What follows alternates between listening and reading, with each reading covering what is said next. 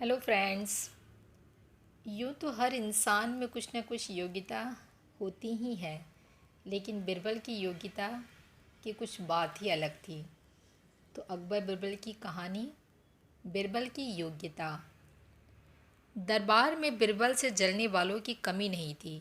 बादशाह अकबर का साला तो कई बार बिरबल से मात खाने के बाद भी बाज ना आता था। बेगम का भाई होने के कारण अक्सर बेगम की ओर से भी बादशाह को दबाव सहना पड़ता था।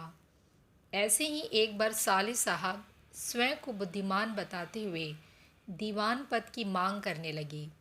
बिरबल अभी दरबार में नहीं आया था, अतः बादशाह अकबर ने साले साहब से कहा, मुझे आज सुबह महल के पीछे से कुत्ते के पिल्ले की आवाज़ें सुनाई दे रही थी। शायद कुतिया ने बच्चे दिए हैं। देख कर आओ, फिर बताओ कि यह बात सही है या नहीं। साले साहब चले गए। कुछ देर बाद लौट कर बोले, हुजूर, आपने सही फरमाया, कुतिया ही ने बच्चे दिए हैं। अच्छा, कितने बच्चे हैं? बादशाह ने पूछा। हुजूर, वह तो मैंने गिने नहीं, गिन कर आओ। साले साहब गए और लौट कर बोले, हुजूर, 5 बच्चे हैं। कितने नर है, कितने मादा? बादशाह ने फिर पूछा। वह तो नहीं देखा, जाओ देख कर आओ। आदेश पाकर साले साहब फिर गए और लौट कर जवाब दिया, 3 नर 2 मादा है हुजूर। नर पिल्ले किस रंग के हैं? हुजूर, वह देखकर अभी आता हूँ। रहने दो, बैठ जाओ, बादशाह ने कहा। साले साहब बैठ गए। कुछ देर बाद बिरबल दरबार में आया। तब बादशाह अकबर बोले, बिरबल, आज तुम सुबह महल के पीछे से पिल्लों की आवाज़ें आ रही है। शायद कुतिया ने बच्चे दिए हैं। जाओ देख कर आओ, माजरा क्या है। जी हुजूर।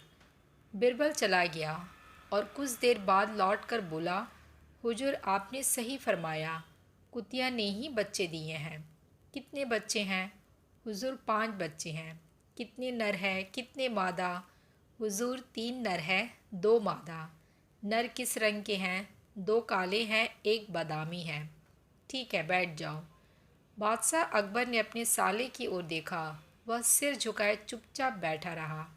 बादशाह ने उससे पूछा, क्यों, तुम अब क्या कर कहते हो? उससे कोई जवाब देते न बना। पैसे की थैली किसकी? दरबार लगा हुआ था। बादशाह अकबर राजकाज देख रहे थे। तभी दरबार ने सूचना की कि 2 व्यक्ति अपने झगड़े का निपटारा करवाने के लिए आना चाहते हैं। बादशाह ने दोनों को बुलवा लिया। दोनों दरबार में आ गए और बादशाह के सामने झुककर खड़े हो गए। कहो, क्या समस्या है तुम्हारी? बादशाह ने पूछा। हुजूर, मेरा नाम काशी है। मैं तेली हूँ और तेल बेचने का धंधा करता हूँ। और हुजूर, यह कसाई है। इसने मेरी दुकान पर आकर तेल खरीदा और साथ में मेरे पैसों की भरी थैली भी ले गया। जब मैंने इसे पकड़ा और अपनी थैली मांगी तो यह उसे अपनी बताने लगा। हुजूर, अब आप ही न्याय करिए, ज़रूर न्याय होगा। अब तुम कहो, तुम्हें क्या कहना है? बादशाह ने कसाई से कहा, हुजूर, मेरा नाम रमजान है और मैं कसाई ही हूँ हुजूर। जब मैंने अपनी दुकान पर आज मांस की बिक्री के पैसे गिनकर थैली जैसे ही उठाई, यह तेली आ गया और मुझसे यह थैली छीन ली। अब उस पर अपना हक जमा रहा है हुजूर। मुझे गरीब के पैसे वापस दिला दीजिए। दोनों की बातें सुनकर बादशाह सोच में पड़ गए। उन्हें समझ नहीं आ रहा था कि वह किसके हाथ फैसला दे। उन्होंने बिरबल से फैसला करने को कहा। बिरबल ने उससे पैसों की थैली ले ली और दोनों को कुछ देर के लिए बाहर भेज दिया। बिरबल ने सेवक से एक कटोरे में पानी मंगवाया और उस थैली में से कुछ सिक्के निकाल कर पानी में डाले और पानी को गौर से देखा। फिर बादशाह ने कहा, हुजूर, इस पानी में सिक्के डालने से तेल जरा सा भी अंश पानी में नहीं उभार रहा है। यदि यह सिक्के तेली के होते तो यकीनन उन पर सिक्कों पर तेल लगा होता और वह तेल पानी में भी दिखाई देता। बादशाह ने भी पानी में सिक्के डाले, पानी को गौर से देखा और फिर बिरबल की बात से सहमत हो गए।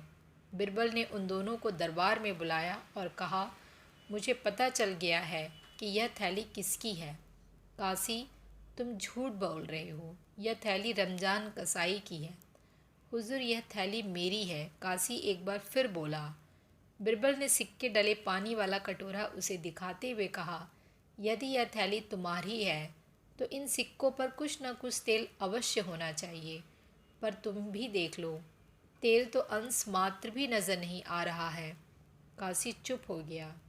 बिरबल ने रमजान कसाई को उसकी थैली दे दी और काशी को कारगार में डलवा दिया। तो मिलती हूँ अपनी अगली कहानी में। तब तक के लिए अपना ख्याल रखें।